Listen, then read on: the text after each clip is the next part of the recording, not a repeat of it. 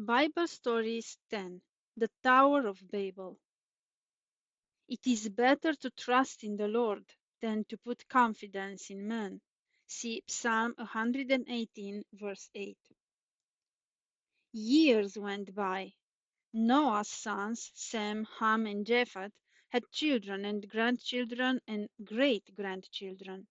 Sadly, Ham decided to reject God and raised his family without teaching them about God's promises to them.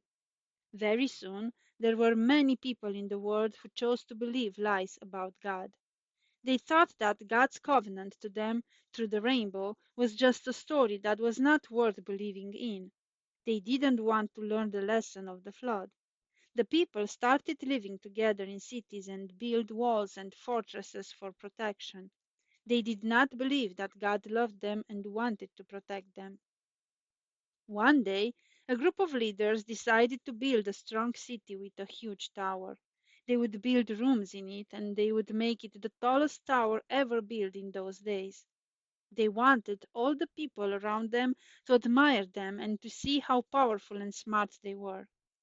Most of all, they wanted to make sure that if there was another flood, they would have a safe tower in which to protect themselves.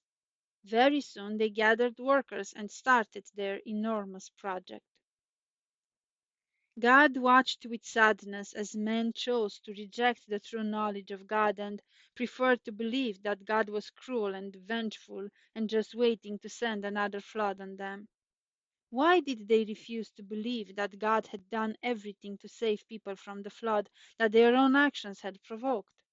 Why did they trust themselves for protection instead of looking to God and asking Him to take care of them?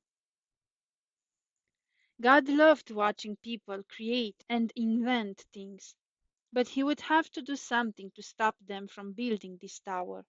If they completed it, they would become too powerful. They would begin forcing the few worshippers of the true God to abandon their beliefs and lifestyles. They would bring misery to all the people under their rule. God could not bless this big project that the people had. He said to his son, "The people all have one language, and they are doing this. Nothing will stop them from completing their plans. Let's go down and confuse their language so that they won't understand each other anymore." It's not that God wanted to bring confusion to them. When people follow God, there is always peace and understanding. But God knew that these people would not follow Him, so the result would be confusion. God, through His Spirit, went down to them and tried to reach their hearts so they could change their minds about making this big tower, but the people rejected Him. And as they rejected Him, they began to find it harder to speak to others kindly and clearly. Soon enough, the people couldn't understand each other anymore. They couldn't seem to agree on how to do things anymore. The arguing and fighting grew worse and worse. Before this, they used to all speak the same language, but now they were speaking different languages and getting confused. Frustrated and angry, they stopped working on the tower. They searched out others who understood them, and together they moved away to another area. Of course, God made sure that families could all understand each other and stay together. Soon people spread out across the land, and they started communities with the other families who spoke their same language.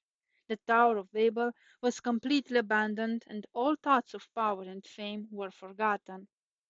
The families who still loved and worshipped God breathed a sigh of relief and enjoyed the peace and freedom of living a life within God's loving protection. They were thankful that they had a God who loves to take care of all His children. The builders of the tower trusted themselves and their own ideas instead of trusting God. They were proud and thought they could protect themselves better than God could. But as soon as they rejected God, they lost their protection and couldn't even understand each other or work together. God is offering us to trust in His protection and to receive His help so that we can get along with others and understand them. Will you accept His offer? Amen.